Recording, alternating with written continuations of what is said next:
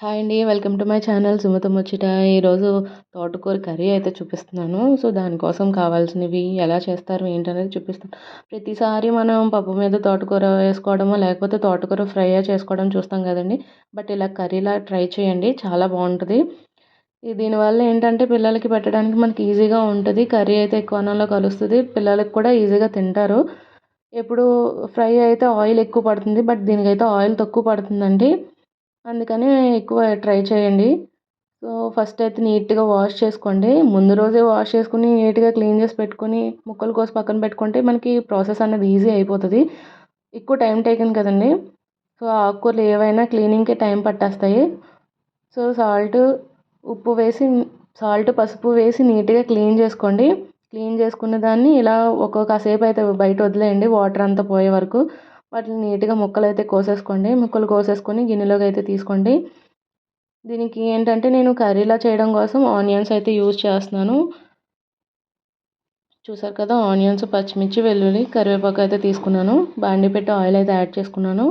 And ఆవాలు, జీలకర్ర, శనగపప్పు, మినపప్పు అయితే తీసుకున్నాను అనమాట అండి. అవి బాగా ఫ్రై అయిపోయిన తర్వాత వెల్లుల్లిపాయలు, ఎండుమిర్చి అండ్ పచ్చిమిర్చి కూడా బాగా ఫ్రై చేసుకోండి.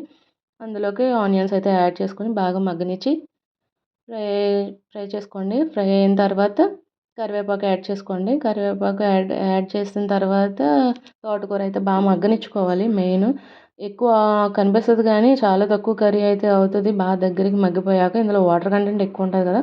సో, ఇది మెయిన్ ఫైబర్. పిల్లలకి కంటికి చాలా మంచిది. అండ్ బాడీలో బ్లడ్ పడడానికి కూడా బాగా ఉపయోగపడుతుంది. మనకు కూడా చాలా మంచిదండి. సో, కొంచెం పచ్చివాసన పోయాక పసుపు, ఉప్పు యాడ్ చేసుకోండి.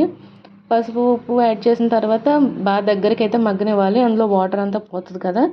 సో, చూసారు కదా ఎంత వేస్తే ఎంత తక్కువ అయిందో. సో, మగ్గనిచ్చుకోండి. మగ్గనిచ్చిన తర్వాత ఇందులో మనకి ఏంటంటే మీ స్పైస్కి తగ్గట్టు కారం అయితే కొంచెం యాడ్ చేసుకోండి. ఆల్రెడీ పచ్చిమిర్చి, ఎండుమిర్చి వేసాం కదా. కొంచెం అయితే కారం యాడ్ చేసుకుంటున్నాను అనమాట నేను.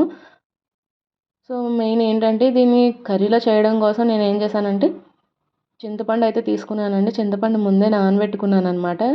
నానబెట్టుకుని దాని రసం దీంట్లో యాడ్ చేసుకుని దగ్గరికి అయితే ఉడకనిస్తానండి. అందుకని ఆయిల్ తక్కువ పడుతుంది. ఎందుకంటే ఇది అంత ఫ్రై చేయని అవసరం లేదు. అండ్ ఇది ఉడుకుతుంది కాబట్టి పిల్లలకి ఈజీగా పెట్టచ్చు. అన్నంలో కూడా బాగా కలుస్తుంది. రోటీలో కూడా చాలా బాగుంటుంది అనమాట అండి. పుల్లగా తినే వాళ్ళు ఇష్టం ఉంటే ఇలా చేసుకోవచ్చు. లేదు అంటే పాలైనా వేసుకోవచ్చండి. ఇదండి వీడియో. నచ్చితే లైక్ చేయండి, షేర్ చేయండి. మరిన్ని వీడియోస్ కోసం సబ్స్క్రైబ్ చేయండి.